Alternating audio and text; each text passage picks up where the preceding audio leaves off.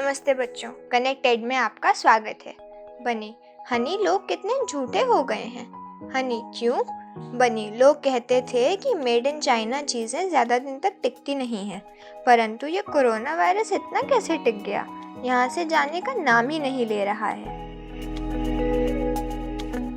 बच्चों, आज हम इंडो चाइना में राष्ट्रवादी आंदोलन पाठ पढ़ेंगे। आज की कक्षा में हमें निम्नलिखित जानकारी मिलेगी। वियतनाम पर फ्रांसीसियों का शासन तथा राष्ट्रवादी आंदोलन द्वारा मिली स्वतंत्रता, वियतनाम का विभाजन, अमेरिका से युद्ध, पुनः एकीकृत गणराज्य की स्थापना। इसके अतिरिक्त हम पाठ के आधार पर कुछ प्रश्न एवं उनके उत्तर भी जानेंगे।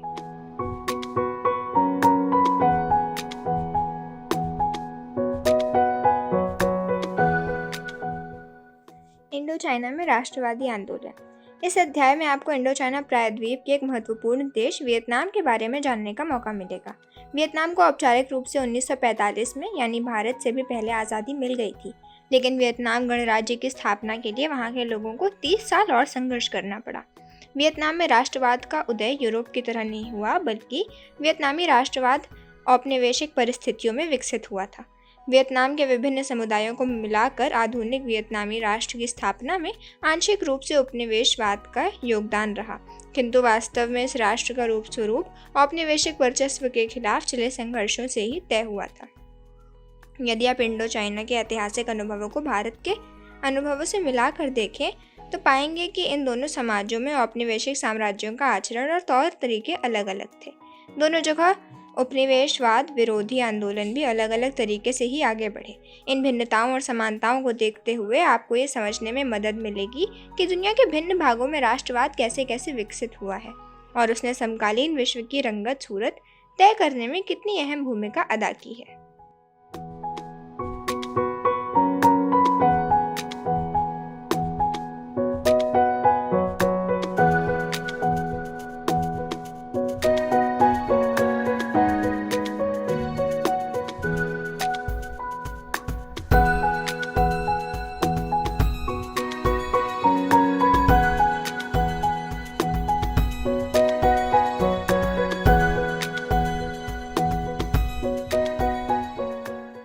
चीन के साए से आज़ादी। इंडो चाइना 3 देशों से मिलकर बना है। ये 3 देश हैं वियतनाम, लाओस और कंबोडिया। शुरुआत में इस इलाके में बहुत सारे समाज रहते थे और पूरे इलाके पर शक्तिशाली चीनी साम्राज्य का वर्चस्व था, जिसे आज उत्तरी और मध्य वियतनाम कहा जाता है। वहाँ के शासकों ने स्वतंत्र होने के पश्चात भी न केवल चीनी शासन व्यवस्था को बल्कि चीनी संस्कृति को भी अपनाए रखा।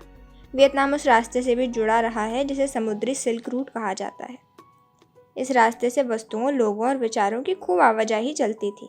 व्यापार के अन्य रास्तों के माध्यम से वियतनाम उन दूरवर्ती इलाकों से भी जुड़ा रहता था जहां गैर वियतनामी समुदाय जैसे खमेर और कंबोडियाई समुदाय रहते थे।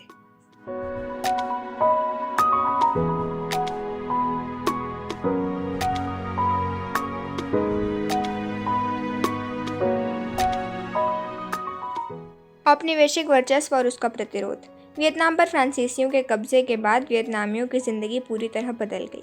जीवन के हर मोर्चे पर जनता का औपनिवेशिक शासकों के साथ टकराव होने लगा। फ्रांसीसियों का नियंत्रण सबसे ज़्यादा तो सैनिक और आर्थिक मामलों में ही दिखाई देता था, लेकिन वियतनामी संस्कृति को तहस नहस करने के लिए भी उन्होंने सुनियोजित प्रयास किए। फ्रांसीसियों और उनके वर्चस्व का एहसास कराने वाली हर चीज़ के खिलाफ वियतनामी समाज के हर तबके ने जमकर संघर्ष किया और यहीं से वियतनाम में राष्ट्रवाद के बीज पड़े। फ्रांसीसी सेना ने पहली बार 1858 में वियतनाम की धरती पर डेरा डाला। 80 के दशक के मध्य तक आते आते उन्होंने देश के उत्तरी इलाके पर मजबूती से कब्जा जमा लिया। फ्रांस चीन युद्ध के बाद उन्होंने टोकिन और अनाम पर भी कब्जा कर लिया। 1887 में फ्रेंच इंडो चाइना का गठन किया गया। बाद के दशकों में एक और फ्रांसीसी शासक वियतनाम पर अपना कब्जा जमाते गए और दूसरी तरफ वियतनामियों को ये बात समझ में आने लगी कि फ्रांसीसियों के हाथों वे क्या क्या गंवा चुके हैं। इसी सोच विचार और जद्दोजहद से वियतनाम में राष्ट्रवादी प्रतिरोध विकसित हुआ। मशहूर नेत्रहीन शायर नगोयेन दिन चियू 1822 से 88 ने अपने देश की दुर्दशा पर शोक व्यक्त करते हुए लिखा, चिर अंधकार में जीने को तैयार हूँ, गद्दारों का मुंह देखना मुझे मंजूर नहीं। मुझे कोई आदम जात ना दिखे, कोई बात नहीं, किसी इंसान की पीड़ा मुझे मंजूर नहीं। मैं कुछ ना देखूं, कोई बात नहीं, वतन को छिन्न भिन्न होते नहीं देख सकता।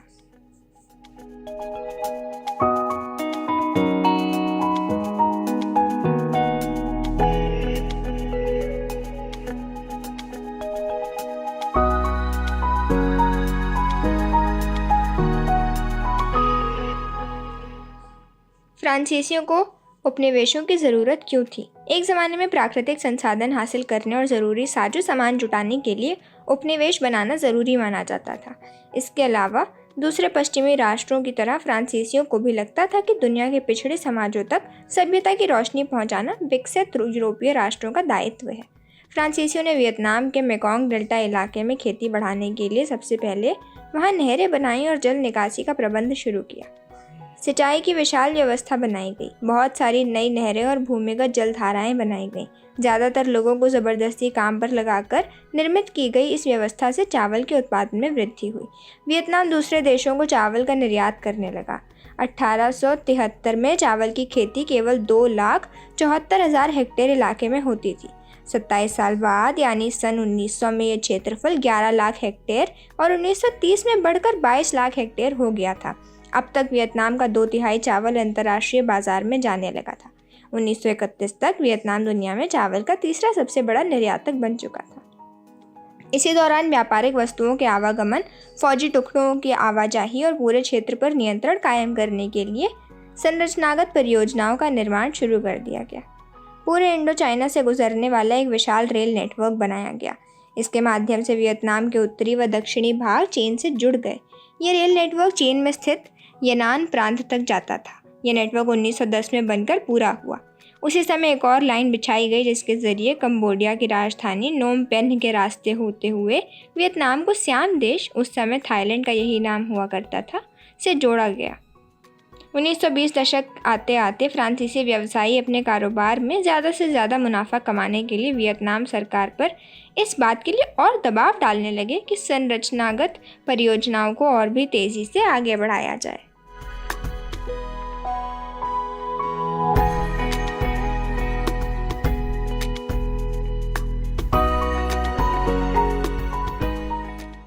क्या उपनिवेशों का विकास करना ज़रूरी है?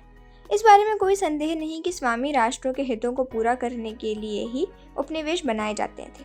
सवाल यह है कि स्वामी राष्ट्रों के हितों को साधने का तरीका क्या हो। प्रभावशाली लेखक और नीति निर्माता पॉल बर्नार्ड जैसे लोगों का मानना था कि उपनिवेशों की अर्थव्यवस्था का विकास करना ज़रूरी है।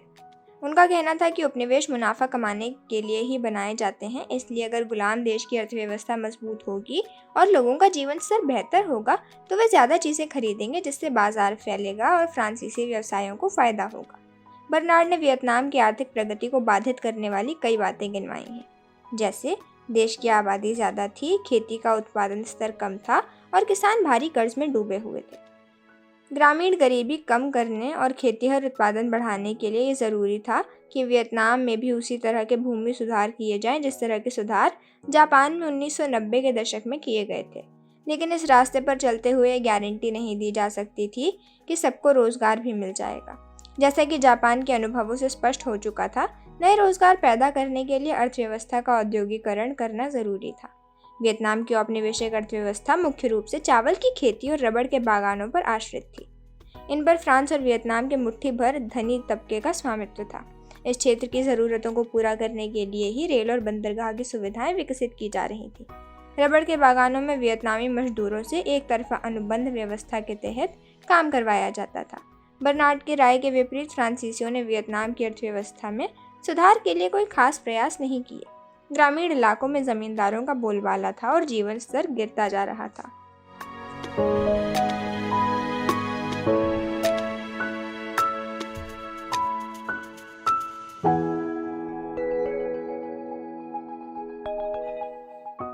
औपनिवेशिक शिक्षा की दुविधा।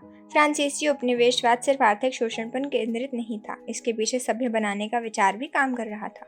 जिस तरह भारत में अंग्रेज दावा करते थे, उसी तरह फ्रांसीसियों का दावा था कि वे वियतनाम के लोगों को आधुनिक सभ्यता से परिचित करा रहे हैं। उनका विश्वास था कि यूरोप में सबसे विकसित सभ्यता कायम हो चुकी है, इसीलिए वे मानते थे कि उपनिवेशों में आधुनिक विचारों का प्रसार करना यूरोपियों का दायित्व है और इस दायित्व की पूर्ति करने के लिए अगर उन्हें स्थानीय संस्कृतियों, धर्मों व परंपराओं को भी नष्ट करना पड़े तो इसमें कोई बुराई नहीं है। वैसे भी यूरोपीय शासक इन संस्कृतियों, धर्मों और परंपराओं को पुराना व बेकार मानते थे। उन्हें लगता था कि ये चीज़ें आधुनिक विकास को रोकती हैं। देशी जनता को सभ्य बनाने के लिए शिक्षा को काफ़ी अहम माना जाता था, लेकिन वियतनाम में शिक्षा का प्रसार करने से पहले फ्रांसीसियों को एक और दुविधा हल करनी थी। दुविधा इस बात को लेकर थी कि वियतनामियों को किस हद तक या कितनी शिक्षा दी जाए। फ्रांसीसियों को शिक्षित कामगारों की ज़रूरत तो थी, लेकिन गुलामों को पढ़ाने लिखाने से समस्याएं भी पैदा हो सकती थीं। शिक्षा प्राप्त करने के बाद वियतनाम के लोग औपनिवेशिक शासन पर सवाल भी उठा सकते थे। इतना ही नहीं, वियतनाम में रहने वाले फ्रांसीसी नागरिकों, जिन्हें कोलोन कहा जाता था, को तो ये भी भय था कि स्थानीय लोगों में शिक्षा के प्रसार से कहीं उनके काम धंधे और नौकरियां भी हाथ से ना जाती रहें। इन लोगों में कोई शिक्षक, कोई दुकानदार तो कोई पुलिस वाला था। इसीलिए ये लोग वियतनामियों को पूरी फ्रांसीसी शिक्षा देने का विरोध करते थे।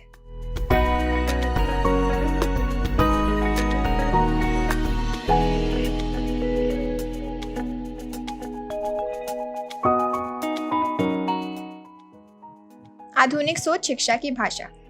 शिक्षा के क्षेत्र में फ्रांसीसियों को एक और समस्या का सामना करना पड़ा। वियतनाम का धनी और अभिजात्य वर्ग चीनी संस्कृति से गहरे तौर पर प्रभावित था। फ्रांसीसियों की सत्ता को सुदृढ़ आधार प्रदान करने के लिए इस प्रभाव को समाप्त करना जरूरी था। फलस्वरूप पहले उन्होंने परंपरागत शिक्षा व्यवस्था को सुनियोजित ढंग से तहस नहस किया और फिर वियतनामियों के लिए फ्रांसीसी किस्म के स्कूल खोल दिए। लेकिन ये कोई आसान काम नहीं था। अब तक समाज के खाते पीते तबके के लोग चीनी भाषा का इस्तेमाल करते थे, जिसे हटाना जरूरी था। लेकिन उसकी जगह लेने वाली भाषा कौन सी हो? चीनी भाषा को हटाकर लोगों को वियतनामी भाषा पढ़ाई जाए या उन्हें फ्रांसीसी भाषा में शिक्षा दी जाए? इस सवाल पर लोगों के बीच दो मत थे।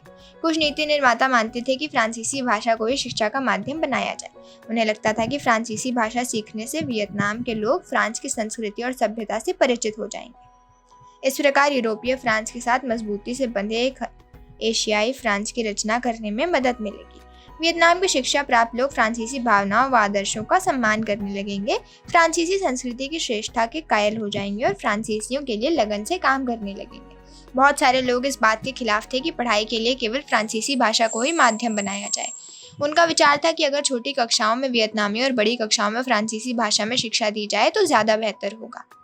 वे तो यहाँ तक चाहते थे कि जो थोड़े से लोग फ्रांसीसी सीख लेंगे और फ्रांस की संस्कृति को अपना लेंगे, उन्हें फ्रांस की नागरिकता भी प्रदान कर दी जाएगी। लेकिन स्कूलों में दाखिला लेने की ताकत तो वियतनाम के धनी वर्ग के पास ही थी। ये देश की आबादी का एक बहुत छोटा हिस्सा था। जो स्कूल में दाखिला ले पाते थे, उनमें से भी बहुत थोड़े से विद्यार्थी ही ऐसे थे जो सफलतापूर्वक स्कूल की पढ़ाई पूरी कर पाते थे। दरअसल बहुत सारे बच्चों को तो आखिरी साल की परीक्षा में जानबूझकर फेल कर दिया जाता था ताकि वे अच्छी नौकरियों के लिए योग्यता प्राप्त ना कर सकें। आमतौर पर 2/3 विद्यार्थियों को इसी तरह फेल कर दिया जाता था। 1925 में 1.7 करोड़ की आबादी में स्कूल की पढ़ाई पूरी करने वालों की संख्या 400 से भी कम थी। स्कूली किताबों में फ्रांसीसियों का गुणगान किया जाता था और औपनिवेशिक शासन को सही ठहराया जाता था। वियतनामियों को आदिम और पिछड़ा दर्शाया जाता था, जो शारीरिक श्रम तो कर सकते हैं लेकिन बौद्धिक कामों के लायक नहीं हैं। वे खेतों में काम तो कर सकते हैं लेकिन अपना शासन खुद नहीं चला सकते। वे माहिर नकलची तो हैं पर उनमें रचनाशीलता नहीं है। स्कूली बच्चों को पढ़ाया जाता था कि वियतनाम में केवल फ्रांसीसी ही शांति कायम कर सकते हैं। जब से वियतनाम में फ्रांसीसी शासन की स्थापना हुई है, वियतनामी किसान डाकुओं के भय से आज़ाद हो गए हैं। चारों तरफ अमन चैन है और किसान दिल लगाकर काम कर सकते हैं।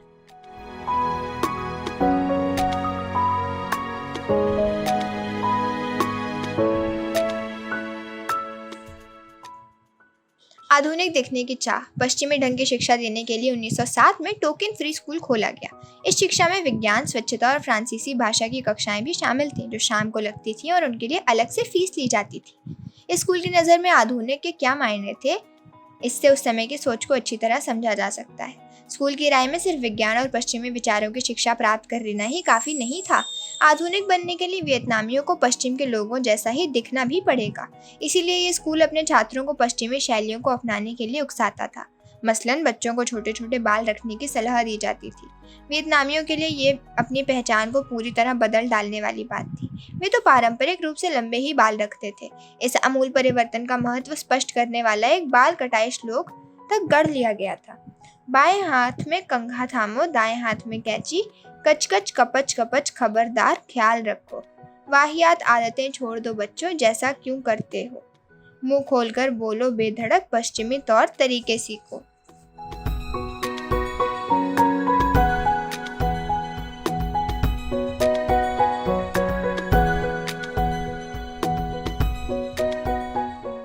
स्कूलों में विरोध के स्वर। शिक्षकों और विद्यार्थियों ने इन पुस्तकों और पाठ्यक्रमों का आंख मूंद कर अनुसरण नहीं किया। वहीं इनका खुलकर विरोध हुआ तो कई लोगों ने खामोशी से प्रतिरोध दर्ज कराया। जैसे जैसे छोटी कक्षाओं में वियतनामी शिक्षकों की संख्या बढ़ती गई, इस बात पर नियंत्रण रखना मुश्किल होता गया कि उन कक्षाओं में क्या पढ़ाया जा रहा है। बहुत सारे वियतनामी शिक्षक किताबों में लिखी बातों को चुपचाप बदलकर पढ़ाने लगते थे और जो उनमें छपा होता था उसमें मीन मेख निकालने लगते थे। 1926 में साइगॉन नेटिव गर्ल्स स्कूल में एक बड़ा आंदोलन खड़ा हो गया। विवाद तब शुरू हुआ जब एक कक्षा में अगली सीट पर बैठी वियतनामी लड़की को उठकर पिछली कतार में जाकर बैठने के लिए कह दिया गया, क्योंकि अगली सीट पर एक स्थानीय फ्रांसीसी लड़की को बैठना था। वियतनामी लड़की ने सीट छोड़ने से इनकार कर दिया। स्कूल का प्रिंसिपल एक कॉलोन यानी उपनिवेशों में रहने वाले फ्रांसीसी था। उसने लड़की को स्कूल से निकाल दिया। जब दूसरे विद्यार्थियों ने प्रिंसिपल के फैसले का विरोध किया तो उन्हें भी स्कूल से निकाल दिया गया। इसके बाद तो ये विवाद और फैल गया। लोग खुलेआम जुलूस निकालने लगे। हालात बेकाबू होने लगे तो सरकार ने आदेश दिया कि लड़की को दोबारा स्कूल में वापस ले लिया जाए। प्रिंसिपल ने लड़की को वापस दाखिला तो दे दिया, लेकिन साथ ही ये ऐलान भी कर दिया कि मैं सारे वियतनामियों को पांव तले कुचल कर रख दूंगा। वाह, तुम लोग मुझे वापस भिजवाना चाहते हो? अच्छी तरह गांठ बांध लो। जब तक एक भी वियतनामी कोचिन चाइना में बसने की जुर्रत करता रहेगा तब तक मैं यहाँ से जाने वाला नहीं हूँ। दूसरे इलाकों में भी छात्र छात्राओं ने सरकार की इस चाल का जमकर विरोध किया कि वियतनामी बच्चों को सफ़ेद पोस्ट नौकरियों के लायक योग्यता ना मिले। ये विद्यार्थी देशभक्ति की भावनाओं से प्रेरित थे।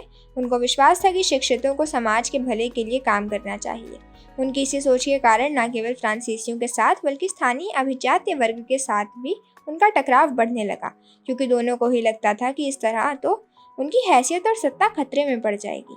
1920 के दशक तक आते आते छात्र छात्राएं राजनीतिक पार्टियां बनाने लगे थे। उन्होंने यंग अन्नान जैसी पार्टियों को बनाकर अन्नानी स्टूडेंट्स, अन्नान के विद्यार्थी जैसी पत्रिकाएं निकालना शुरू किया।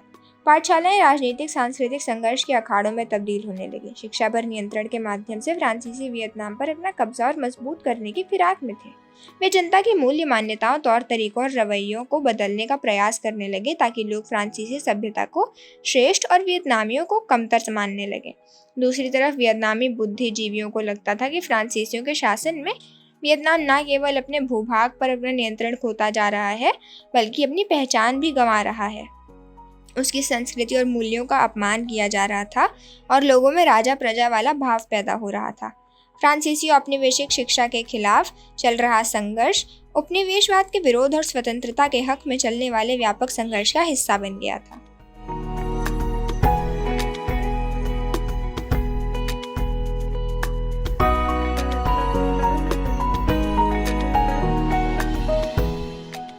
साफ सफाई, बीमारी और रोजमर्रा प्रतिरोध। उपनिवेशवाद के खिलाफ ऐसे राजनीतिक संघर्ष सिर्फ शिक्षा के क्षेत्र में ही नहीं चल रहे थे। बहुत सारे दूसरे संस्थानों में भी गुलाम जनता नाना प्रकार से अपने गुस्से का अभिव्यक्त कर रही थी। हनोई पर प्लेग का हमला। आइए स्वास्थ्य और साफ सफाई का ही उदाहरण लें। जब फ्रांसीसियों ने एक आधुनिक वियतनाम की स्थापना का काम शुरू किया तो उन्होंने फैसला लिया कि वे हनोई का भी पुनर्निर्माण करेंगे। एक नए आधुनिक शहर का निर्माण करने के लिए वास्तुकला के क्षेत्र में सामने आ रहे नवीनतम विचारों और आधुनिक इंजीनियरिंग निपुणता का इस्तेमाल किया गया। 1903 में हनोई के नवनिर्मित आधुनिक भाग में ब्यूबोनिक प्लेग की महामारी फैल गई। बहुत सारे औपनिवेशिक देशों में इस बीमारी को फैलने से रोकने के लिए जो कदम उठाए गए उनके कारण भारी सामाजिक तनाव पैदा हुए, परंतु हनोई के हालात तो कुछ खास ही थे। हनोई के फ्रांसीसी आबादी वाले हिस्से को एक खूबसूरत और साफ सुथरे शहर के रूप में बनाया गया था। वहाँ चौड़ी सड़कें थी और निकासी का बढ़िया इंतजाम था। देशी बस्ती में ऐसी कोई आधुनिक सुविधाएं नहीं थी। पुराने शहर का सारा कचरा और गंदा पानी सीधे नदी में बहा दिया जाता था। भारी बरसात या बाढ़ के समय तो सारी गंदगी सड़कों पर ही तैरने लगती थी। असल में प्लेग की शुरुआत ही उन चीज़ों से हुई थी जिनको शहर के फ्रांसीसी भाग में स्वच्छ परिवेश बनाए रखने के लिए लगाया गया था। शहर के आधुनिक भाग में लगे विशाल सीवर आधुनिकता के प्रतीक थे। यही सीवर चूहों के पनपने के लिए भी आदर्श साबित हुए। चूहों की निर्बाध आवाजाही के लिए भी ये उचित हुआ करते थे। इनमें जलते हुए चूहे पूरे शहर में बेखटके घूमते थे और इन्हीं पाइपों के रास्ते चूहे फ्रांसीसियों के चाक चौबंद घरों में घुसने लगे। अब क्या किया जाए?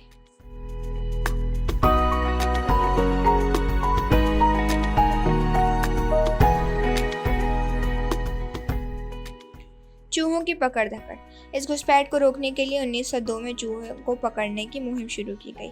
इस काम के लिए वियतनामियों को काम पर रखा गया और उन्हें हर चूहे के बदले इनाम दिया जाने लगा। हजारों की संख्या में चूहे पकड़े जाने लगे। उदाहरण के लिए 30 मई को 20,000 चूहे पकड़े गए। इसके बावजूद चूहे खत्म होने का नाम ही न लेते थे। वियतनामियों को चूहों के शिकार की इस मुहिम के जरिए सामूहिक सौदेबाजी का महत्व समझ में आने लगा था। जो लोग सीवरों की गंदगी में घुसकर काम करते थे, उन्होंने पाया कि अगर वे एकजुट हो जाएं तो बेहतर मेहनताने के लिए सौदेबाजी कर सकते हैं। उन्होंने स्थिति से फायदा उठाने के एक से एक नायाब तरीके भी ढूंढ निकाले। मजदूरों को पैसा तब मिलता था जब वे ये साबित कर देते थे कि उन्होंने चूहे को पकड़कर मार डाला है। सबूत के तौर पर उन्हें चूहे की पूंछ लाकर दिखानी पड़ती थी। इस प्रावधान का फायदा उठाते हुए मजदूर ज्यादा पैसा कमाने के लिए चूहे को पकड़कर उसकी पूंछ तो काट लेते थे, पर चूहे को जिंदा छोड़ देते थे ताकि वे कभी खत्म ना हो और उनको पकड़ने का सिलसिला ऐसे ही चलता रहे। कुछ लोग ना तो पैसे कमाने के लिए बाकायदा चूहे पालना शुरू कर चुके थे।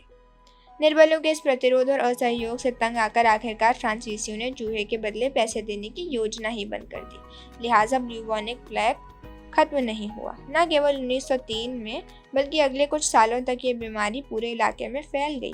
चूहों के आतंक की ये कहानी कई मायनों में फ्रांसीसी सत्ता की सीमा और सभ्यता प्रसार के उनके मिशन में निहित अंतर विरोधों को सामने ला देती है। चूहे पकड़ने वालों की हरकतों से हमें पता चलता है कि वियतनाम के लोग रोजमर्रा की जिंदगी में उपनिवेशवाद का किस किस तरह से विरोध कर रहे थे।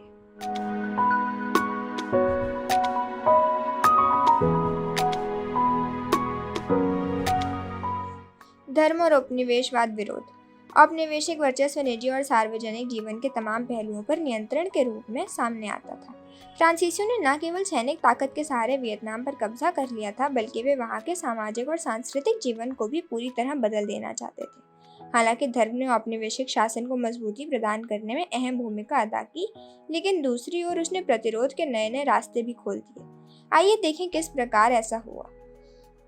वियतनामियों के धार्मिक विश्वास बौद्ध धर्म, कन्फ्यूशियसवाद और स्थानीय रीति रिवाजों पर आधारित थे। फ्रांसीसी मिशनरी वियतनाम में ईसाई धर्म के बीज बोने का प्रयास कर रहे थे। उन्हें वियतनामियों के धार्मिक जीवन में इस तरह का घालमेल पसंद नहीं था। उन्हें लगता था कि पराभौतिक शक्तियों को पूजने की वियतनामियों की आदत को सुधारा जाना चाहिए। 18वीं सदी से ही बहुत सारे धार्मिक आंदोलन पश्चिमी शक्तियों के प्रभाव और उपस्थिति के खिलाफ जागृति फैलाने का प्रयास कर रहे थे। 1868 का स्कॉलर्स रिवोल्ट, विद्वानों का विद्रोह, फ्रांसीसी कब्जे और ईसाई धर्म के प्रसार के खिलाफ शुरुआती आंदोलनों में से एक था। इस आंदोलन की बागडोर शाही दरबार के अफसरों के हाथों में थी। ये अफसर कैथोलिक धर्म और फ्रांसीसी सत्ता के प्रसार से नाराज थे। उन्होंने नू अन और हा दियन प्रांतों में बगावतों का नेतृत्व किया और 1000 से ज्यादा ईसाइयों का कत्ल कर डाला। कैथोलिक मिशनरी 17वीं सदी की शुरुआत से ही स्थानीय लोगों को ईसाई धर्म से जोड़ने में लगे हुए थे और 18वीं सदी के अंत तक आते आते उन्होंने लगभग 3 लाख लोगों को ईसाई बना लिया था। फ्रांसीसियों ने 1868 के आंदोलन को तो कुचल डाला, लेकिन इस बगावत ने फ्रांसीसियों के खिलाफ अन्य देशभक्तों में उत्साह का संचार जरूर कर दिया। वियतनाम के अभिजात्य चीनी भाषा और कन्फ्यूशियसवाद की शिक्षा लेते थे, लेकिन किसानों के धार्मिक विश्वास बहुत सारी समन्वयवादी परंपराओं से जन्मे थे, जिनमें बौद्ध धर्म और स्थानीय मूल्य मान्यताओं दोनों का सम्मिश्रण था। वियतनाम में बहुत सारे पंथ ऐसे लोगों के जरिए फैले थे जिनका दावा था कि उन्होंने ईश्वर की आभा देखी है। इनमें से कुछ धार्मिक आंदोलन फ्रांसीसियों का समर्थन करते थे, जबकि कुछ औपनिवेशिक शासन के विरुद्ध चलने वाले आंदोलनों के पक्षधर थे। हुआ हाओ ऐसा ही एक आंदोलन था। यह आंदोलन 1939 में शुरू हुआ था। हरे भरे मेकोंग डेल्टा इलाके में इसे भारी लोकप्रियता मिली। यह आंदोलन 19वीं सदी के उपनिवेशवाद विरोधी आंदोलनों में उपजे विचारों से प्रेरित था। हुआ हाओ आंदोलन के संस्थापक का नाम था ह्युइन फ्यू सो। वह जादू टोना और गरीबों की मदद किया करते थे। व्यर्थ खर्चे के खिलाफ उनके उपदेशों का लोगों में काफी असर था। वह बालिका वधुओं की खरीद फरोख्त, शराब व अफीम के प्रखर विरोधी थे।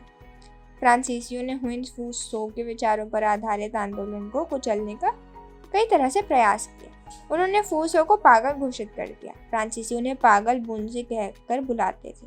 सरकार ने उन्हें पागल खाने में डाल दिया था। मजे की बात यह थी कि जिस डॉक्टर को ये जिम्मेदारी सौंपी गई कि वह फ्यू सो को पागल घोषित करेगा, वही कुछ समय में उनका अनुयायी बन गया।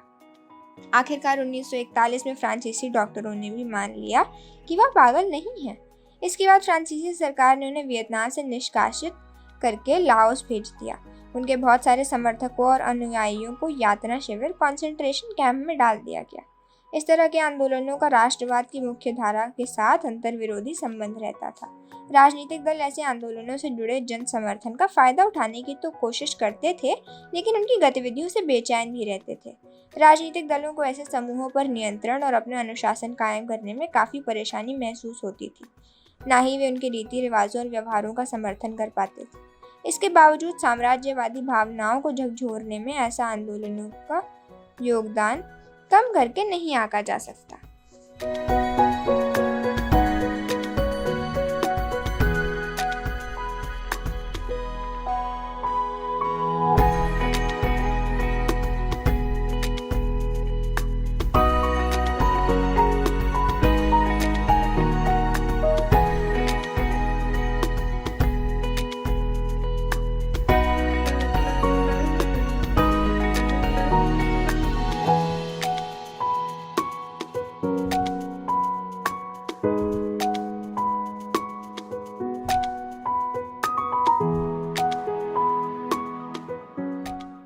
आधुनिकीकरण की संकल्पना। फ्रांसीसी उपनिवेशवाद का विभिन्न स्तरों पर और नाना प्रकार से विरोध हो रहा था, लेकिन सभी राष्ट्रवादियों के सामने सवाल एक जैसे थे। मसलन, आधुनिक होने का क्या मतलब होता है? राष्ट्रवादी किसे कहते हैं? क्या आधुनिक बनने के लिए परंपराओं को पिछड़ेपन की निशानी मानना और सभी पुराने विचारों व सामाजिक आचारों को खारिज करना जरूरी है? क्या पश्चिम को ही विकास व सभ्यता का प्रतीक मानना और उसकी नकल करना जरूरी है? ऐसे सवालों के जवाब कई तरह के थे। कुछ बुद्धिजीवियों का मानना था कि पश्चिम के प्रभुत्व का मुकाबला करने के लिए वियतनामी परंपराओं को मजबूत करना जरूरी है, जबकि कई बुद्धिजीवियों का विचार था कि विदेशी वर्चस्व का विरोध करते हुए भी वियतनाम को पश्चिम से बहुत कुछ सीखना होगा। इन मतभेदों के कारण कई गंभीर बहसें खड़ी हुई, जिन्हें आसानी से हल नहीं किया जा सकता था। 19वीं सदी के आखिर में फ्रांसीसियों के विरोध का नेतृत्व प्रायः कन्फ्यूशियन विद्वानों कार्यकर्ताओं के हाथों में होता था, जिन्हें अपनी दुनिया बिखरती दिखाई दे रही थी। कन्फ्यूशियन परंपरा में शिक्षित फॉन बाई चाक 1867 से 1940 ऐसे ही एक महत्वपूर्ण राष्ट्रवादी थे। 1903 में उन्होंने रेवोल्यूशनरी सोसाइटी दुई तान होई नामक पार्टी का गठन किया और तभी से वह उपनिवेशवाद विरोधी आंदोलन के एक अहम नेता बन गए थे। राजकुमार कुआंग दे इस पार्टी के मुखिया थे। फान बुई चाओ ने 1905 में चीनी सुधारक लियोंग किचोई 1873 से 1929 से योकोहामा में भेंट की। फान की सबसे प्रभावशाली पुस्तक the history of the loss of Vietnam Liang की सलाह और प्रभाव में ही लिखी गई थी। वियतनाम और चीन में ये किताब खूब बिकी और उस पर एक नाटक भी लिखा गया। ये किताब एक दूसरे से जुड़े दो विचारों पर केंद्रित है, एक देश की संप्रभुता का नाश और दूसरा दोनों देशों के अभिजात्य वर्ग को एक संस्कृति में बांधने वाले वियतनाम चीन संबंधों का टूटना। फान अपनी पुस्तक में इसी दोहरे नाश का विलाप करते हैं। उनके शोक का अंदाज वैसा ही था जैसे परंपरागत अभिजातीय तबके से निकले सुधारकों को दिखाई देता था। अन्य राष्ट्रवादी फान बाई चाओ के विचारों से गहरे तौर पर असहमत थे। फान चू चिन 1871 से 1926 ऐसे नेताओं में प्रमुख थे। वे राजशाही राजतंत्र के कट्टर विरोधी थे। उन्हें यह मंजूर नहीं था कि फ्रांसीसियों को देश से निकालने के लिए शाही दरबार या राजा की सहायता ली जाए। वह एक लोकतांत्रिक गणराज्य की स्थापना करना चाहते थे। पश्चिम के लोकतांत्रिक आदर्शों से प्रभावित चिन्ह पश्चिमी सभ्यता को पूरी तरह खारिज करने के खिलाफ थे। उन्हें मुक्ति के फ्रांसीसी क्रांतिकारी आदर्श तो पसंद थे, लेकिन उनका आरोप था कि खुद फ्रांसीसी ही उन आदर्शों का अनुसरण नहीं कर रहे हैं। उनकी मांग थी कि फ्रांसीसी शासक वियतनाम से वैज्ञानिक और शैक्षणिक संस्थानों की स्थापना करें और कृषि व उद्योग का विकास करें।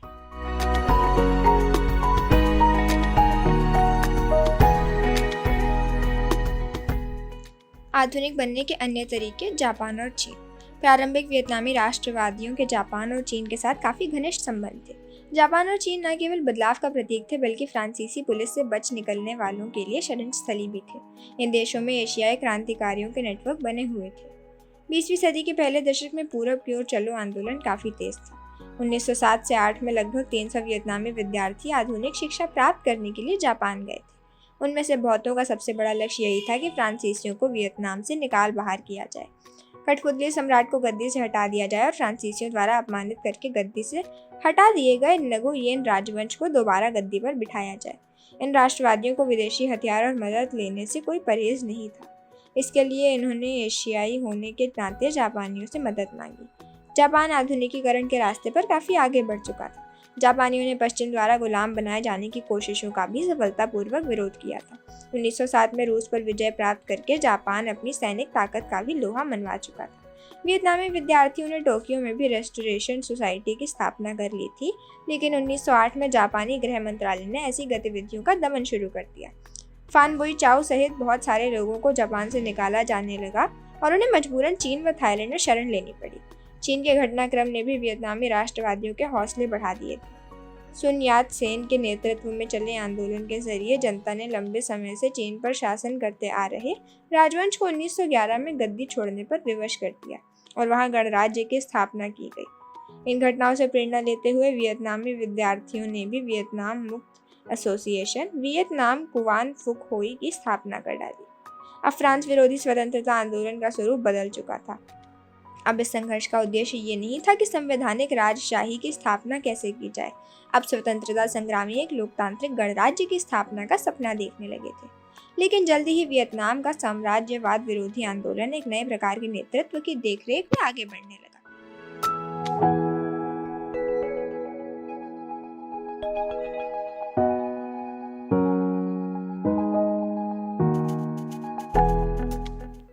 कम्युनिस्ट आंदोलन और वियतनामी राष्ट्रवाद। 1930 के दशक में आई महामंदी ने वियतनाम पर भी गहरा असर डाला। रबड़ और चावल के दाम गिर गए और कर्जा बढ़ने लगा। चारों तरफ बेरोजगारी और ग्रामीण विद्रोहों का बोलबाला था।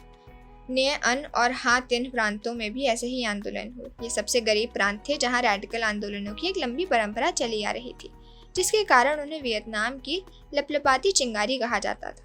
जब भी बड़ा संकट आता था तो सबसे पहले वही असंतोष की ज्वाला भड़कती थी। फ्रांसीसियों ने इन बगावतों को सख्ती से कुचल डाला। यहाँ तक कि जुलूसों पर हवाई जहाज़ों से भी बमबारी की गई। फरवरी 1930 में हो ची मिन्ह ने राष्ट्रवादियों के अलग थलग समूहों और गुटों को एकजुट करके वियतनामी कम्युनिस्ट वियतनाम कोंग सान देंग पार्टी की स्थापना की, जिसे बाद में इंडो चाइनीज कम्युनिस्ट पार्टी का नाम दिया गया। हो ची मिन्ह यूरोपीय कम्युनिस्ट पार्टियों के उग्र आंदोलनों से काफ़ी प्रभावित थे। 1940 में जापान ने वियतनाम पर कब्जा कर लिया। जापान पूरे दक्षिण पूर्व एशिया पर कब्जा करना चाहता था। ऐसे में अब राष्ट्रवादियों को फ्रांसीसियों के साथ साथ जापानियों से भी लोहा लेना था। बाद में वियत मिन्ह के नाम से जानी गई league for the independence of Vietnam, Vietnam स्वतंत्रता लीग ने जापानी कब्जे का मुंहतोड़ जवाब दिया और सितंबर 1945 में हनोई को आज़ाद करा लिया। इसके बाद वियतनाम लोकतांत्रिक गणराज्य की स्थापना की गई और हो ची मिन्ह को उसका अध्यक्ष चुना गया।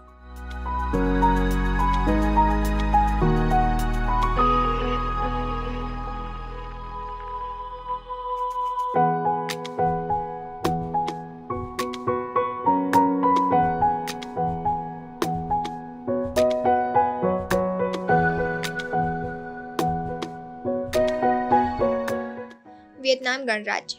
नए गणराज्य के सामने बहुत सारी चुनौतियां थी। फ्रांसीसी शासक सम्राट बाओ दाई को कठपुतली की तरह इस्तेमाल करते हुए देश पर कब्जा जमाए रखने की कोशिश कर रहे थे। फ्रांसीसी हमले को देखते हुए वियत मिन्ह के सदस्यों को पहाड़ी इलाकों में शरण लेनी पड़ी। 8 साल तक चली लड़ाई में आखिरकार फ्रांसीसियों को दिएन बिएन फू के मोर्चे पर मुंह की खानी पड़ी। फ्रांसीसी सेनाओं के सर्वोच्च कमांडर जनरल हेनरी नवारे ने 1953 में ऐलान किया था कि उनकी सेना जल्दी ही विजयी होगी, लेकिन 7 मई 1954 को वियत मिन्ह ने फ्रांसीसी एक्सपीडिशनरी कोर के बहुत सारे सैनिकों को मार गिराया और 16,000 से ज़्यादा को कैद कर लिया। एक जनरल, 16 कर्नलों और 1,749 अफसरों सहित पूरे कमांडिंग दस्ते को पकड़ लिया गया। फ्रांसीसियों की पराजय के बाद जिनेवा में चली शांति वार्ताओं में वियतनामियों को देश विभाजन का प्रस्ताव मानने के लिए बाध्य कर दिया गया। उत्तरी और दक्षिणी वियतनाम 2 अलग अलग देश बन गए। उत्तरी भाग में हो ची मिन्ह और कम्युनिस्टों की सत्ता स्थापित हुई, जबकि दक्षिणी वियतनाम में बाओ डाई की सत्ता बनी रही। इस बंटवारे से पूरा वियतनाम युद्ध के मोर्चे में तब्दील होकर रह गया। देश के अपने ही लोगों और पर्यावरण की तबाही होने लगी। कुछ समय बाद दक्षिणी वियतनाम ने न्गो दिन दिएम के नेतृत्व में हुए तख्ता पलट में बाओ दाई को गद्दी से हटा दिया गया। इसके बाद दिएम की अगुवाई में एक और दमनकारी व निरंकुश शासन की स्थापना हुई। उसका विरोध करने वालों को कम्युनिस्ट कहकर जेल में डाल दिया जाता था या मार दिया जाता था। दिएम ने अध्यादेश 10 को भी नहीं हटाया, जिसमें ईसाई धर्म को तो मान्यता दी गई थी, लेकिन बौद्ध धर्म को गैर कानूनी घोषित कर दिया गया था। उसके तानाशाही शासन के खिलाफ नेशनल लिबरेशन फ्रंट (NLF) के नाम से एक व्यापक मोर्चा बनाया गया। उत्तरी वियतनाम में हो ची मिन्ह के नेतृत्व वाली सरकार की सहायता से NLF ने देश के एकीकरण के लिए आवाज उठाई। अमेरिका इस गठबंधन की बढ़ती ताकत और उसके प्रस्तावों से भयभीत था, कहीं पूरे वियतनाम पर कम्युनिस्टों का कब्जा ना हो जाए। इस भय से अमेरिका ने अपनी फौजें और गोला बारूद वियतनाम में तैनात करना शुरू कर दिया।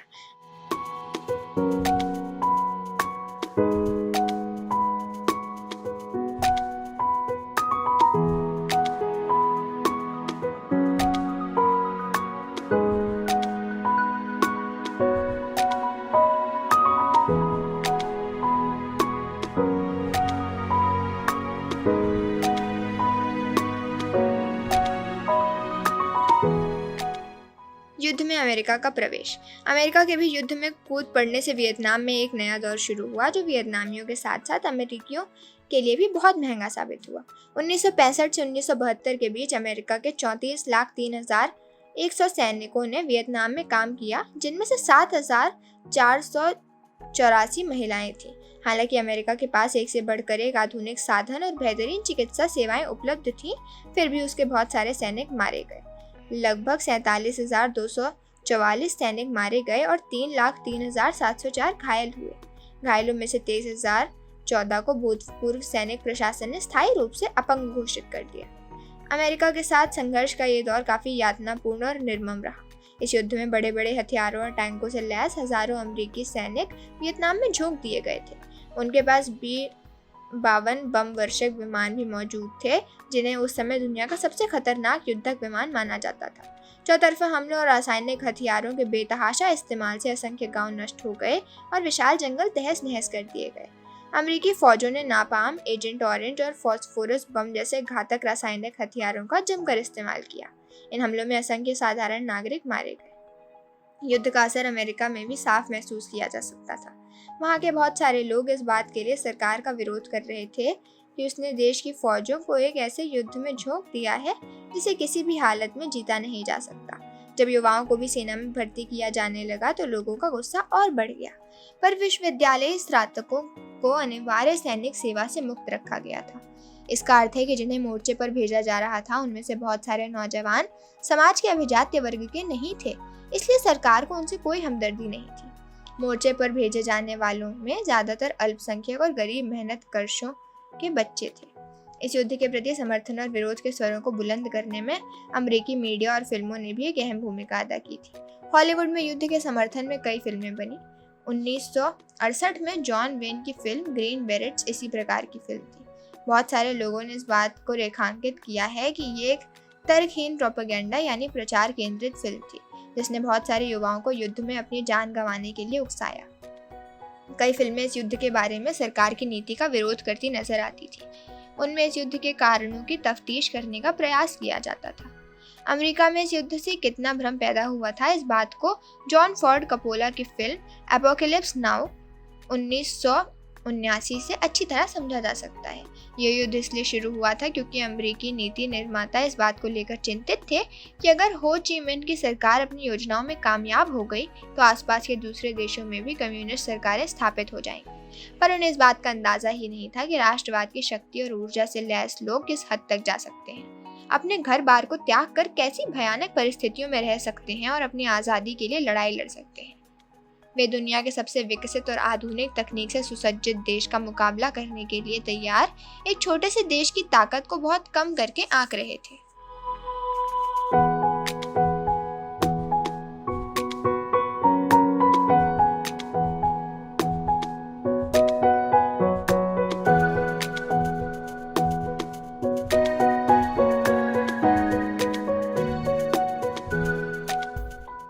हो ची मिन्ह भूल भुलैया मार्ग।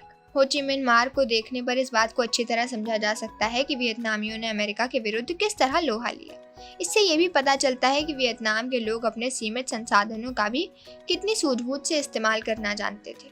फुटपाथों और सड़कों के इस विशाल नेटवर्क के जरिए देश के उत्तर से दक्षिण की ओर सैनिक व रसद भेजी जाती थी। 50 के दशक के आखिर में इस मार्ग को काफी बेहतर बना दिया गया था और 1967 के बाद हर महीने लगभग 20,000 उत्तरी वियतनामी सैनिक इसी रास्ते से होते हुए दक्षिणी वियतनाम पहुंचने लगे थे। इस मार्ग पर जगह जगह छोटे छोटे सैन्य अड्डे और अस्पताल बने थे। कुछ इलाकों में माल ढुलाई के लिए ट्रकों का इस्तेमाल भी किया जाता था, लेकिन ज्यादातर ये काम कुली करते थे, जिनमें ज्यादातर औरतें होती थी। इस तरह के कुली औरत मर्द लगभग 25 किलो सामान पीठ पर या लगभग 70 किलो सामान साइकिलों पर लेकर जाते थे। इस मार्ग का ज्यादातर हिस्सा वियतनाम के बाहर लाओस और कंबोडिया में पड़ता था और उसके कई सिरे दक्षिणी वियतनाम में पहुंच जाते थे। अमेरिकी टुकड़ियों ने वियतनामी सैनिकों के लिए रसद की आपूर्ति को बंद करने के लिए इस मार्ग पर कई बार बम बरसाए, पर बेहिसाब बमबारी के बावजूद वे इस सप्लाई लाइन को ध्वस्त नहीं कर पाए। अमेरिकी इस मार्ग को इसलिए नहीं तोड़ पाए क्योंकि वहां के लोग हर हमले के बाद उसकी फौरन मरम्मत कर देते थे।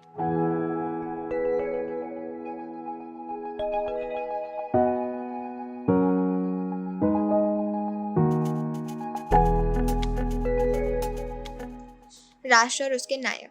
सामाजिक आंदोलनों को देखने का एक पैमाना ये होता है कि उससे समाज के विभिन्न तबकों पर क्या असर पड़ता है। आइए देखें कि वियतनाम के साम्राज्यवाद विरोधी आंदोलन में औरतों की क्या भूमिका रही और इससे राष्ट्रवादी विचारधारा के बारे में हमें क्या पता चलता है। विद्रोही औरतें। पारंपरिक रूप से चीन के मुकाबले वियतनाम में औरतों को ज्यादा बराबरी वाला दर्जा मिलता था, खास तौर से निचले तबके में। फिर भी औरतों की स्थिति पुरुषों के मुकाबले कमजोर तो थी ही। वे अपने भविष्य के बारे में अहम फैसले नहीं ले सकती थी, ना ही सार्वजनिक जीवन में उनका कोई खास दखल होता था। जैसे जैसे वियतनाम में राष्ट्रवादी आंदोलन जोर पकड़ने लगा, समाज में महिलाओं की हैसियत व स्थिति पर भी सवाल उठने लगे और स्त्रीत्व की एक नई छवि सामने आने लगी। साहित्यकार और राजनीतिक विचारक विद्रोहों में हिस्सा लेने वाली महिलाओं को आदर्श के रूप में पेश करने लगे। 1930 में नाथ लिन द्वारा लिखे गए एक प्रसिद्ध उपन्यास से वियतनाम में काफी विवाद पैदा हो गया। इस उपन्यास की नायिका एक ऐसे व्यक्ति के साथ रहने से इनकार कर देती है जिसके साथ जबरन उसका विवाह कर दिया गया था। उसे छोड़कर अपनी पसंद के किसी और व्यक्ति से विवाह कर लेती है। ये व्यक्ति राष्ट्रवादी आंदोलन में सक्रिय है। ये सोच सामाजिक रीति रिवाजों और परंपराओं के विरुद्ध एक बगावत थी। ये इस बात का संकेत था कि वियतनामी समाज में औरत अब एक नई सोच के साथ आगे बढ़ना चाहती है।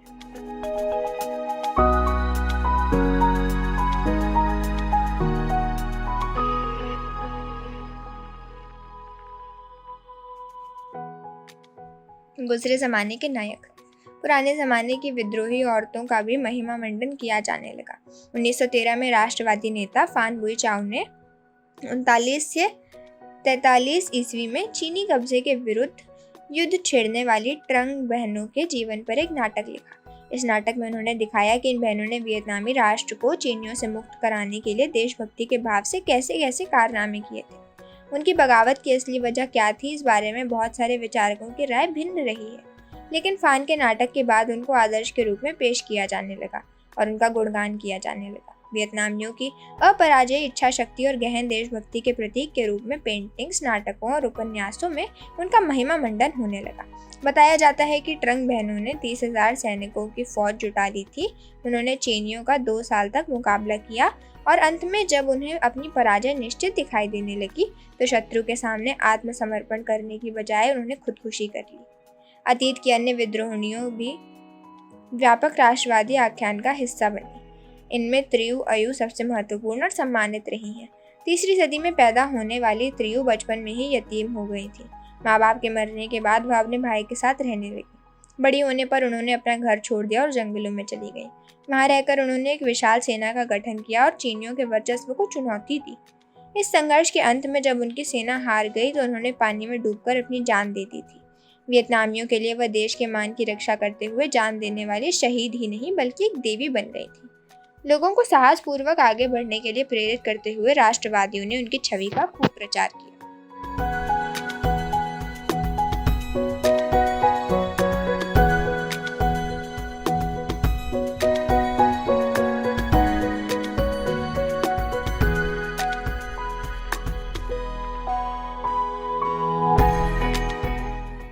योद्धा औरतें।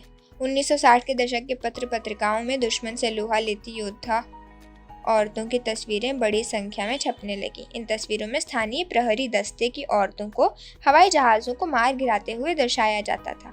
उनको युवा, बहादुर और समर्पित योद्धाओं के रूप में चित्रित किया जाता था। इस बारे में कहानियां छपने लगीं कि सेना में शामिल होने और राइफल उठाने का मौका मिलने से वे कितना खुश महसूस करती हैं। कुछ कहानियों में बताया जाता था कि किस अप्रतिम वीरता का परिचय देते हुए किसी महिला सैनिक ने अकेले ही शत्रुओं को मार गिराया।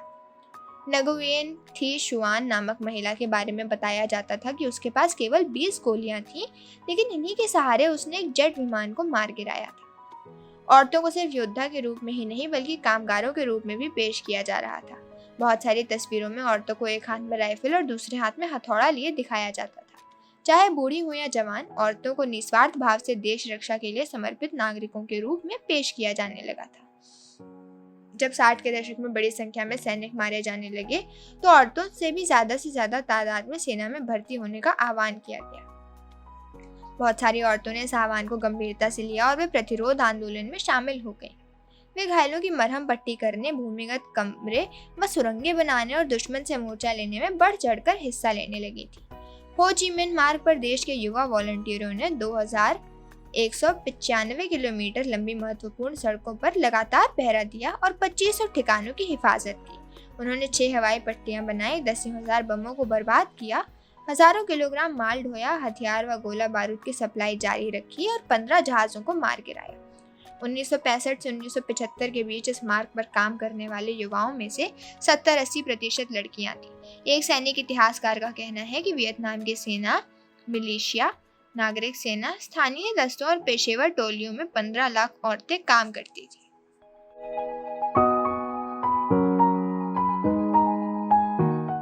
शांति के समय औरतें 70 के दशक तक आते आते शांति प्रक्रिया शुरू हो चुकी थी। युद्ध समाप्त होने के आसार दिखाई देने लगे थे। इसके बाद औरतों को योद्धाओं के रूप में पेश करने का चलन खत्म होने लगा। अब औरतों को मजदूरों के रूप में ही ज्यादा पेश किया जाने लगा। उन्हें सैनिकों के रूप में नहीं बल्कि कृषि कोऑपरेटिवों, कारखानों और उत्पादन इकाइयों में काम करते हुए दर्शाया जाने लगा।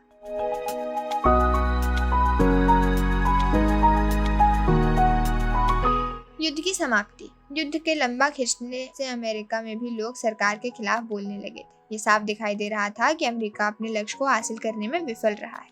अमेरिका ने तो वियतनामियों के प्रतिरोध को कुचलने की भी असमर्थता दिखाई और न ही अमेरिकी कार्रवाई के लिए वियतनामी जनता का समर्थन प्राप्त किया। इस दौरान हजारों नौजवान अमेरिकी सिपाही अपनी जान गंवा चुके थे और असंख्य वियतनामी नागरिक मारे जा चुके थे। इस युद्ध को पहला टेलीविजन युद्ध कहा जाता है। युद्ध के दृश्य हर रोज समाचार कार्यक्रमों में टेलीविजन के पर्दे पर प्रसारित किए जाते थे। अमेरिकी कुकृत्यों को देखकर बहुत सारे लोगों का अमेरिका से मोहभंग हो चुका था। मैरी मैकार्थी जैसे लेखक या जेन फोंडा जैसे कलाकारों ने तो उत्तरी वियतनाम का दौरा भी किया और अपने देश की रक्षा के लिए वियतनामियों द्वारा दिए गए बलिदानों की भूरी भूरी प्रशंसा की। राजनीतिक सिद्धांतकार नोम चॉम्स्की ने इस युद्ध को शांति के लिए, राष्ट्रीय आत्मनिर्णय के अधिकार के लिए और अंतर्राष्ट्रीय सहयोग के लिए भारी खतरा बताया। सरकारी नीति के खिलाफ व्यापक प्रतिक्रियाओं ने युद्ध खत्म करने के प्रयासों को और बल प्रदान किया। जनवरी 1974 में पेरिस में एक शांति समझौते पर हस्ताक्षर किए गए। इस समझौते से अमेरिका के साथ चला आ रहा टकराव तो खत्म हो गया, लेकिन साइगोन शासन और एनएलएफ के बीच टकराव जारी रहा। आखिरकार 30 अप्रैल 1975 को एनएलएफ ने राष्ट्रपति के महल पर कब्जा कर लिया और वियतनाम के दोनों हिस्सों को मिलाकर एक राष्ट्र की स्थापना कर दी।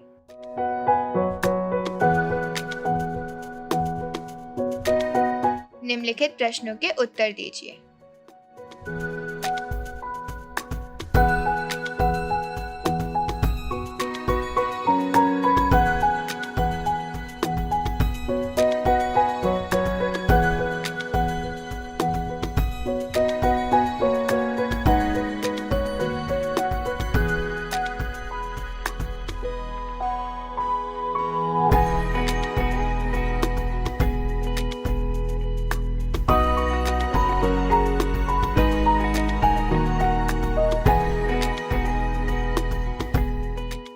ये हैं जवाब।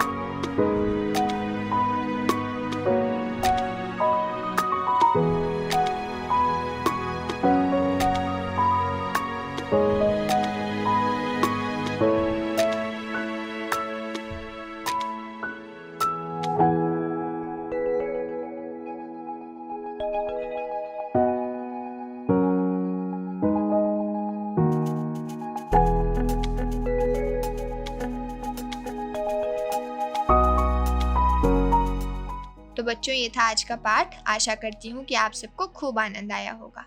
आज की कक्षा यहीं समाप्त हुई। अगली कक्षा में मिलते हैं एक नए पाठ के साथ। धन्यवाद।